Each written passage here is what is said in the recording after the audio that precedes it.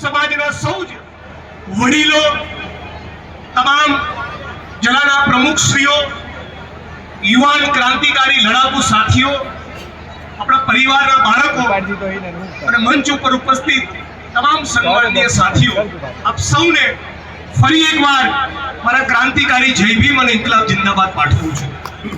આજે આપણે બધા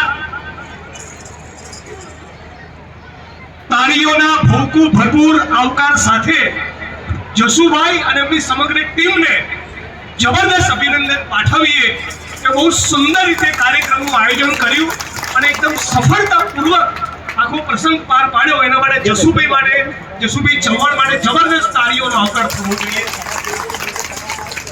આપણી વચ્ચે ઉપસ્થિત માન્ય અશ્વિનભાઈ સક્સેના, વિજયભાઈ, વસંતભાઈ, અનેક મિત્રો જે કાર્યક્રમમાં સવારથી હતા, પોતાની વ્યસ્તતાના કારણે લાભ લોકાઈ નથી શક્યા, જેમણે અહીંથી આ પ્રસંગમાંથી વિદાય લીધી, એવા તમામ આગેવાનોને પણ યાદ કરીએ અને આ કાર્યક્રમને સફળ બનાવવામાં જેમણે ખૂબ મહેનત કરી, પ્રમુખશ્રીની સાથોસાથ મહામંત્રી, એમની આખી કારોબારી અને એક વસ્તુના તમામે તમામ દાતાઓ, અને હાલ જસુભાઈએ જે ધ્યાન દોર્યું કે જે 2-3 ગામના યુવાનો વડીલો અત્યારે વાસણ ઘસી રહ્યા છે, પ્રસંગને સાચા અર્થમાં કોઈ ઉજાડ્યો હોય તો એ લોકો એમના માટે જબરદસ્ત તાળીઓનો આવકાર હૃદયપૂર્વક થવો જોઈએ.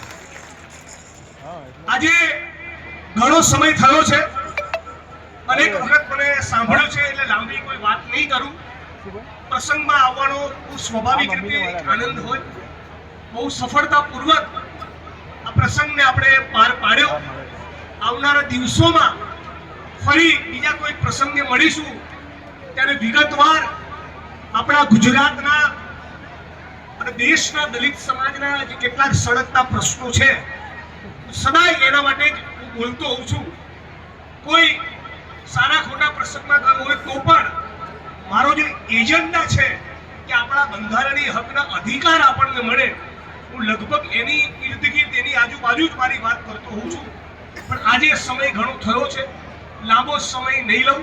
આપ બધા જ મોટી સંખ્યામાં ઉપસ્થિત રહ્યા, બધાએ સાથે મળીને આ પ્રસંગને ઉજાળ્યો, સરસ સફળતાપૂર્વક આ પ્રસંગ પાર પાડ્યો. એ બદલ બહુ જ આનંદની લાગણી છે. આવનારા વર્ષોમાં, આવનારા દિવસોમાં આ જ પ્રમાણે આપણી એકતા અકબંધ રહે અને આખો સમાજ એક સાથે મળીને આવા પ્રસંગો પાર પાડે, પોતાના બંધારણીય હકના અધિકારો માટે લડે, એવી જ આ મંચ ઉપરથી આજના પ્રસંગે તમારી પાસેથી આશા રાખું છું. ખાસ એટલું કહીશ મારી વાણીને વિરામ આપતા પહેલા કે આજે જે મોટી સંખ્યામાં આ 23 જોડાને આશીર્વાદ આપવા માટે, શુભેચ્છાઓ પાઠવવા માટે આપણે ઉપસ્થિત રહ્યા, એ 23 જોડા ખૂબ સુખી થાય, એમનું ભવિષ્ય ખૂબ ઉજ્જવળ બને અને આ 23 જોડા એવા સક્ષમ અને મજબૂત બને કે ભવિષ્યના આવા પ્રસંગોમાં એ પોતે દાતા બની શકે, એવી એમની તરક્કી થાય, એવી આશા હું આ મંચ ઉપરથી વ્યક્ત કરું છું. આપણે આજે લગભગ 2-5 હજાર માણસો અહીંયા છીએ.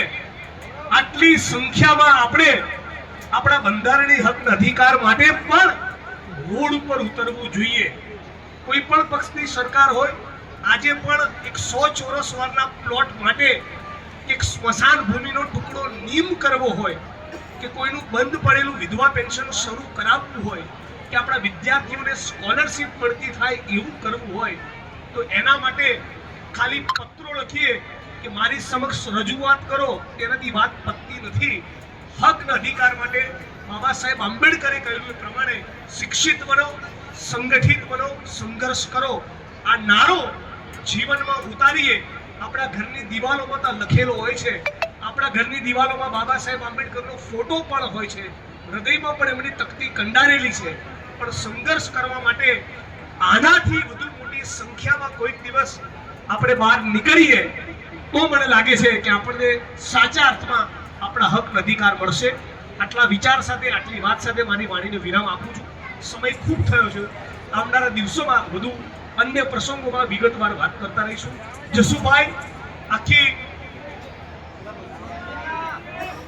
હા એમણે કહ્યું કે પેલી 200 રૂપિયાની બાબતમાં કોઈ રહસ્ય